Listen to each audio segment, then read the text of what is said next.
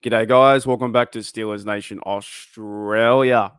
I did my first video today. My instant reaction, had zero sleep. I've now caught up on some sleep, guys. I feel better. I feel more awake. Crazy stream, really bad. Our team didn't play well today. But I do want to give a shout out to the 49ers, right? More so the team, not really the fan base. The fan base has been attacking me consistently, but I understand that because I did go into comment section saying we're going to smash Brock Purdy, we're going to do this, we're going to do that. I don't take that back. That's all part of football. It's all part of barracking for your team. We would do the same. If the Steelers came back and won that game, we'd do the same when we go into the comment section and say, hey, do you remember us? It's part of it. It's part of the internet. So I don't really care about that. But I do want to give a congrats to the 49ers themselves, right? What they did today in week 1 with Brock Purdy, and I wasn't high on Brock Purdy, but I see why and how he played well today. And I'm gonna go through his stats too. He went 19, 29, 220, 7.6 yard attempt, 2 TDs.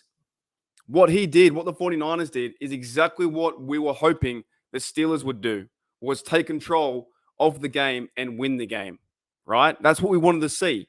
Everything the 49ers did, we were hoping our Steelers would do, would link up with Connor Haywood, would link up with DJ Pickens, right? Would open up the secondary and be victorious.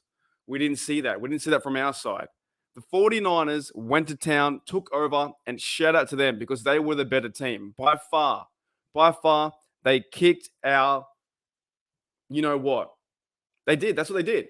When I'm watching the game with you guys in the live stream, and by the way, shout out to you guys in the stream too.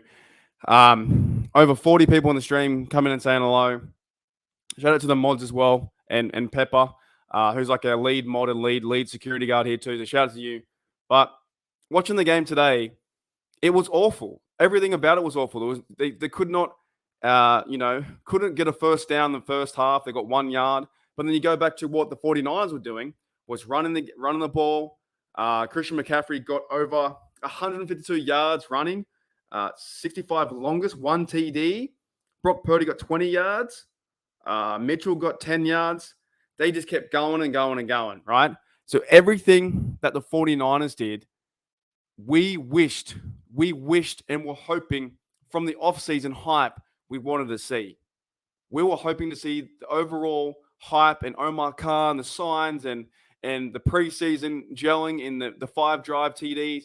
We were hoping to see that at home with our team, and we got absolutely smashed, right? So I think Brandon Ayuk, he's a good receiver. He got 129, 2 TDs. Deebo Samuel got 55. They absolutely carved up our secondary. There was no secondary. Levi Wallace, Pat Pete, all those blokes in the backfield, they couldn't get too much of a pass rush. TJ Watt tried his hardest, and maybe tomorrow or the next day, if I get time, because I'm up here for Maddie's wedding, but if I get time, I might go into some winners and losers. There's not too many winners on the Steelers team itself. They weren't ready. They got outplayed, outwitted, outsmarted. It was like they were playing Survivor. Terrible, right? They had 2 interceptions too. Kenny Pickett threw 2 picks. Brock Purdy was clean. So everything from the 49ers standpoint, they came into their house. They said there was a reason why we went to the NFC Championship game last year. We're a good team, foundationally and just like organization-wise, they were ready for that game. Whereas the Steelers just weren't ready, like at all. So shout out to the 49ers because you kicked our butt. And lastly, though, guys, there is still hope. Even though the 49ers came to town into Heinz Field, Acrisure Stadium, whatever you want to call it, they came into town and took over.